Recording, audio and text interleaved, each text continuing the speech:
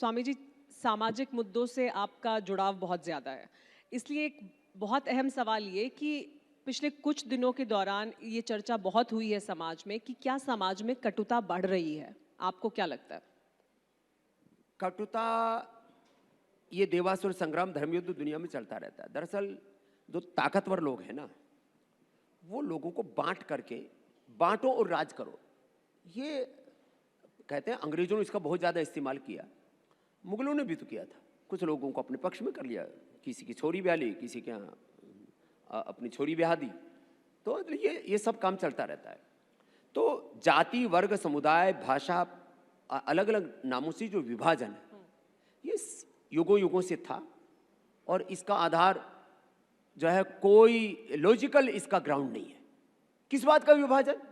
सब मनुष्य में एक जैसा शरीर, एक जैसी इंद्रिय, एक जैसा मन, एक जैसा चित्त, चेतना, आत्मा, body and 5 elements of body everywhere equal, soul is everywhere equal, परमात्मा, खुदा, अल्लाह, ऑलमाइटी गॉड सब जगह एक समान।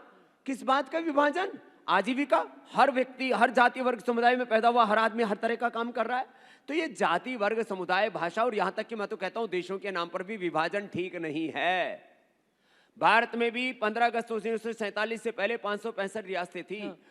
565 जब एक हो गई, एक भारत बन गया, तो पूरी दुनिया में जो 200 देश हैं, मैं तो ये सोच रहा हूं पिछले कुछ दिनों से, शायद इसमें 25 साल लगे, 50 साल लगे। वैसे मेरा इरादा अभी आगे 100 साल जीने का और है। मेरे रहते रहते ये बात मैं आपको मुखातिब होकर के बोलना चाहता हूँ। हेमंत जी, आप भी उस समय बरकरार रहना। आप भी एक वो मेरा सपना है कि जो 200 देश हैं एक स्टेट की तरह हो जाएंगे और एक पूरे वर्ल्ड की एक वर्ल्ड पार्लियामेंट बनेगी।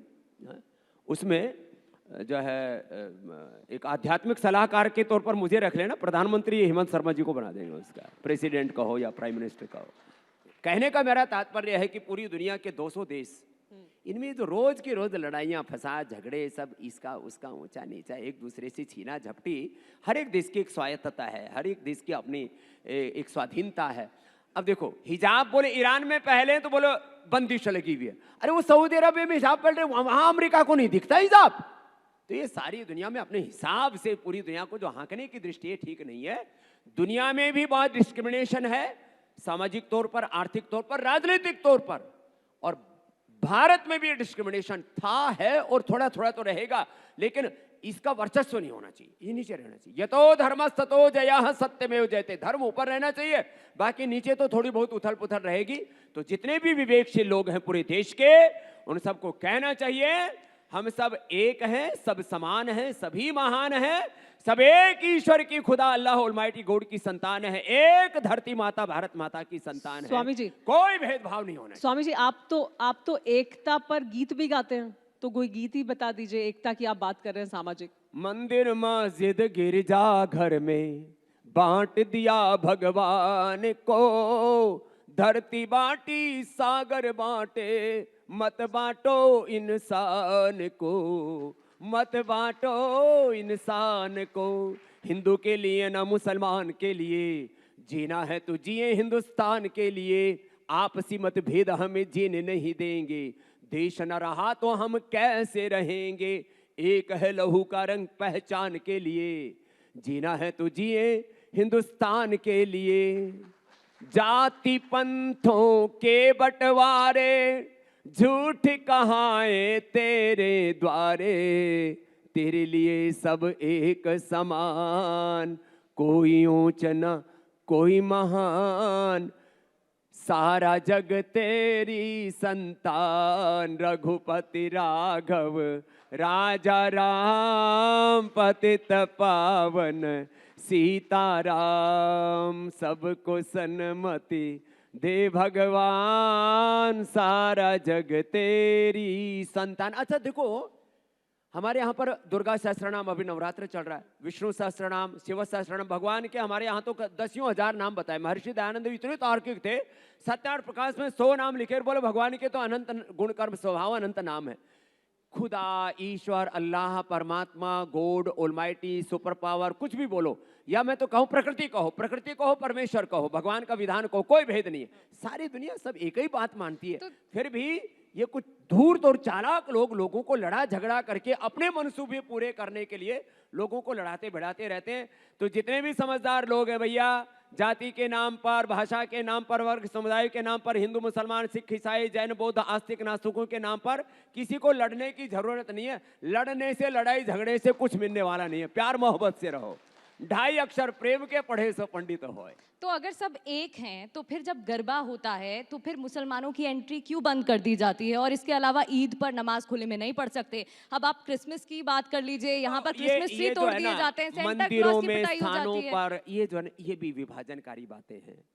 अब मैं आपसे पूछता हूँ, वो जो मक्का मदीना है वहां गैर मुस्लिमों का प्रवेश क्यों वर्जित है? आप आंसर दे सकती हैं? लेकिन हिंदू संस्कृति तो ये नहीं तो कहती। ऐसा नहीं मानते। मैं तो एक दूसरी बात कह रहा हूं। मैं ये नहीं कह रहा हूं कि वहां और हम जाकर के क्या करना, अपना तो तेरे पूजन को भगवान बना मन मंदिर आलीशान। हमारे तो भीतर ही अपना मंदिर है, अपना खुदा अल्लाह ऑलमाइटी गॉड वाहिगुरु अपने भीतर ही। हमको मक्का मदीना और हमको वेटिकन सिटी जाने की जरूरत नहीं है। लेकिन एक बात ये कह रहा हूं, लोग ना ये जो अविवेकपूर्ण उदारता भी ना बड़ी खतरनाक है, मूर्खतापूर्ण उदारता। आपने किसी मस्जिद में आज तक ओम नमः शिवाय गायत्री मंत्र महामृत्युंजय का पाठ सुना है? किसी मस्जिद में? तो आप सारे मंदिरों में ही आप नमाज पढ़वाओगे क्या? किसी उनकी महफिलों में वो आनंद करे ना। अरे हर एक व्यक्ति अपने घर में, कुल में, परिवार में मस्त है ना। आपके घर में कोई दूसरा घुसे, आप दूसरे के घर में घुसे, आपके वैवाहिक जीवन में, पारिवारिक जीवन में कोई दूसरा आकर के टंगड़ी अड़ाए, ठीक नहीं है ना। तो अपने अपने मस्जिद, मदरसे, गिरजाघर, गुरुद्वारे, अपना अपना गरबा, अपनी अपनी महफिल खूब सजाओ, लेकिन सार्वजनिक रूप में कोई घृणा मत फैलाओ।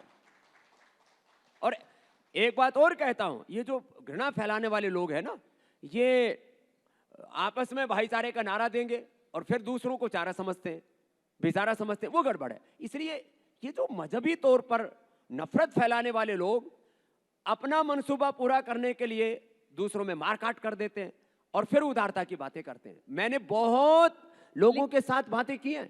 लेकिन बाबर, आप जो कह रहे हैं, आप ये कह रहे हैं कि सब अपने अपने घर में रहें, मतलब आप अपने मंदिर में रहिए, आप अपनी मस्जिद में रहिए, अपने गुरुद्वारे में रहिए। एक है अपनी निजता, ये तो समाज बट जाएगा ना, जुड़ेगा कहाँ? बटने वाली बात नहीं है। एक है निजता। आप मैंने पूछा नहीं आज तक, सुमेरा जी आप विवाहित हैं क्या अविवाहित? जी विवाहित हूँ। हाँ, बच्चे भी हो गए? जी बच्चे भी हैं। ठीक है, थैंक यू। आपके पारिवारिक जीवन में पति पत्नी का जो एक व्यक्तिगत संबंध है उसमें कोई प्रवेश करे तो ठीक नहीं है ना। ऐसे इसको कहते हैं निजता। तो अपनी अपनी निजता का सम्मान करें। सबकी एक अपनी निजता है, एक मर्यादा है। गुरुद्वारे की एक अलग मर्यादा है। मैं तो देखो दिगंबर परंपरा का व्यक्ति, मूलतः मेरा स्वभाव जैसे दिगंबर जैन वाले होते हैं ना, फिर भी मैं लोक मर्यादा में, मैं हिंदू परिवार में पैदा हुआ और सनातनी परिवार में सन्यासी हो गया, इसलिए लंगोटी कम से कम रखता हूं। यह अलग बात है कि रात को सोते समय मैं जब सोता हूं उस समय मैं दिगंबर होके सोऊं, वो मेरा व्यक्तिगत जीवन है। लेकिन मैं ऐसे जैसे एक दिगंबर परंपरा का सम्मान करता हूं, लेकिन मैं सबसे नहीं कहता कि नंगे होके घूमो। भाई दिगंबर परंपरा अलग है, सिख परंपरा अलग है। उनके गुरुद्वारे में जाता हूं तो मैं भी मत्था ढक करके जाता हूं। तो गुरुद्वारे की निजता अलग है, दिगंबर जैन की मर्यादा अलग है, श्वेतांबर की अलग है, मुसलमान की निजता अलग है, हिंदू की निजता अलग है, रामकृष्ण शिव की उपासना की एक अलग निजता है। तो निजताओं में कोई किसी प्रकार से किसी को बाधा ना डाले और सार्वजनिक तौर पर वैयक्तिक जीवन में सबकी स्वतंत्रता और सार्वजनिक जीवन में सबकी प्रीति। सब नर करे परस्पर प्रीति, चले स्वधर्म निरत श्रुति नीति। सार्वजनिक जीवन में प्रेम होना चाहिए। ठीक है।